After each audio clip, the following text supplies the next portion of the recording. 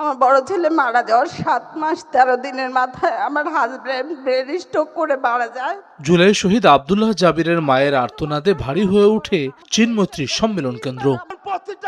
সন্তান হারানোর বেদনা আর পরবর্তী সময়ের অপমান বিড়ম্বনার কথা উঠে আসে ছেলেহারা বাবাদের কণ্ঠেও। ভিডিও করতে যে তার অপরাধ ছিল, আমার বাবার বিরাজের বুকটা ঝাড়ঝাড় করে দিয়েছে সেই মাফিয়া হাসিনার পুলিশ বাহিনীরা।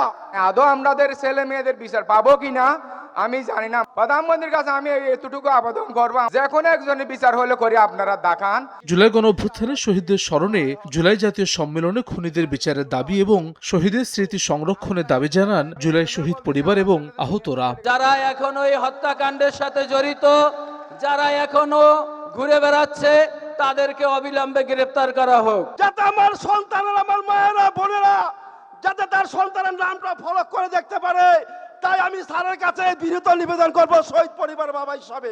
শহীদ ও আহতদের পরিবারের স্থায়ী আবাস নিশ্চিতে মিরপুরে ১৫০০ ফ্ল্যাট নির্মাণের কথা জানান গৃহায়ন ও গণপূর্ত মন্ত্রী। প্রকৃত জুলাই যোদ্ধাদের গেজেটভুক্ত করার প্রতিশ্রুতি দেন মুক্তিযুদ্ধ বিষয়ক মন্ত্রী।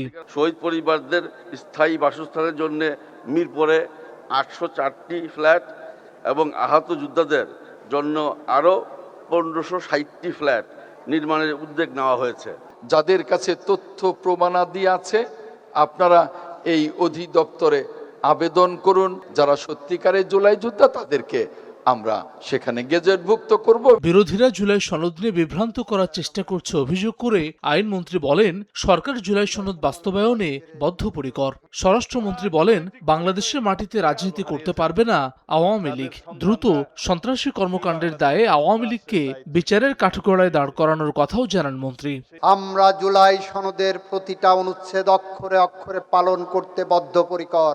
আর এক শ্রেণীর জুলাই সনদকে বিভ্রান্ত করার জন্য তথাকথিত গণভোটের মাধ্যমে এক ধরনের দাবি তুলেছেন। আওয়ামী লীগের রাজনৈতিকভাবে নিপাত হয়েছে, নির্মূল হয়েছে, দাফন হয়ে গেছে দিল্লিতে। সেই আওয়ামী লীগ বাংলাদেশে আর কোনোদিন রাজনীতি করতে পারবে না। রাজনৈতিক দল হিসাবে আওয়ামী লীগের বিচার দাবি করেছি আমরা, আপনারা দাবি করেছেন, তদন্ত পরিচালিত হচ্ছে।